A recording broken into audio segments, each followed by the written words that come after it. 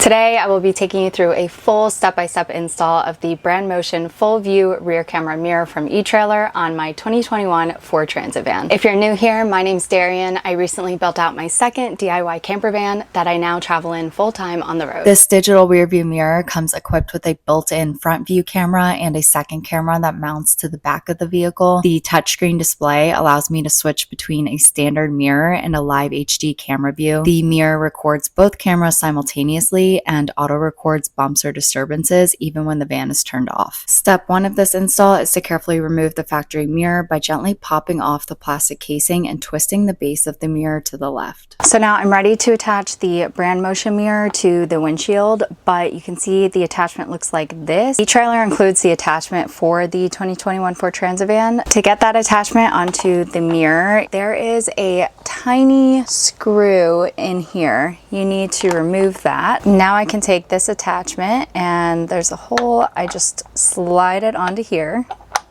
Once you slide it on, you need a screw to secure it on. So just go back to the attachment that you just took off and grab that screw. It has a little washer on it, and this is the exact screw that you need. Once you screw that on, you'll need to remove the metal disc from the factory mirror and attach it to the Brandmotion mirror in order to mount it to the windshield. The mirror is pretty easy to twist back onto the windshield. Just make sure you turn it all the way until it locks in place. Then you can reassemble the plastic housing and hide the mirror's wire behind the plastic casing. I'll be wiring the mirror to the interior fuse panel to the left of the steering wheel, so I'm going to carefully pop out the plastic covers leading to the fuses. I'm taking my main wiring harness that has the inline power box and running it up through the fuse panel area to the mirror. I'm doing it this way because the power box is too large to route it through the left side of the plastic housing. From here, I work my way around the corner of the van, tucking the wire under the headliner and weather stripping, being mindful not to run the wire over any airbags. The first wire is the black ground wire. I found a bolt up against the uncoated chassis metal that I could safely secure my ground wire to. I used an 8mm socket wrench on this bolt. The fuses hardwired to the wiring harness are ATO fuses, but the interior fuse panel in the 2021 Transit 250 uses micro 2 fuses. So I'll be cutting the 15 amp fuses off of my wires and using an add a circuit kit for this project. I'm using lug connectors to get my red and yellow wires connected to the add a fuse adapters. I'll be using micro 2 fuses that came with my adapters. It only came with one 15 amp, so I'll be using that on my yellow wire and a 10 amp on my red accessory wire, which is more than enough for the mirror. The new fuse for the mirror goes in the top slot where the wire comes out of. The most effective way to see where to insert your adapters is with a multimeter and referencing your van's fuse panel diagram. Set the multimeter to 20 on 12 volts. Place the black prong on the van's chassis and touch the metal of each fuse with the red prong. The fuses that read 12 volts when the vehicle is off are always live, and you'll want your BAT B+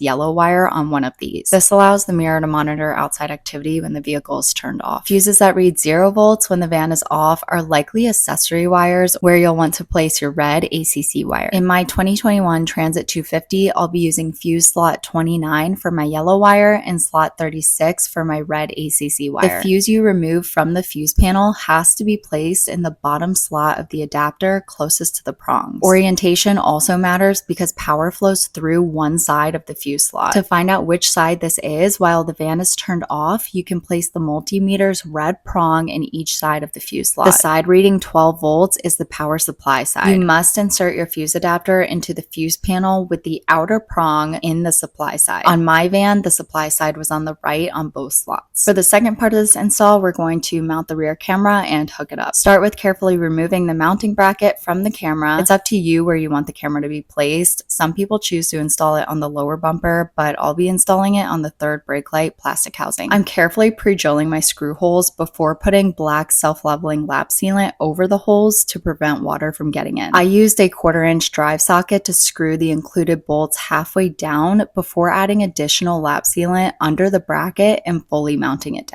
I also went over the top and outer rim of the bracket with additional waterproofing sealant. From here, I could reattach my camera, ensuring the sun visor side was on the top. Make sure you have it pointed where you want it before fully tightening the screws. It doesn't have to be perfect since you can adjust the visibility a bit on the mirror itself. The exposed red wire on the rear camera harness can be wired to your reverse light circuit to add grid lines when the van is put in reverse. I have a backup camera, so I won't be using it. Since my van is fully built out, I'm choosing choosing to run my wire over the roof of the van under my deck and solar panels. To run the rear wiring harness into the inside of the van from the outside, I used a drill bit from the inside of the van to puncture a hole through the roof, and then I came up here and have to make my hole bigger so it'll fit the wiring harness using this step bit. And then from there, I'll have a cable entry gland to protect the hole in the roof and make sure it's nice and waterproof. And that'll allow me to run the wire into the van and to the mirror. And even though the wire is gonna go this way and down into the hole, I'm still gonna have the cable entry gland facing this way. So the wire is gonna come out here and loop back up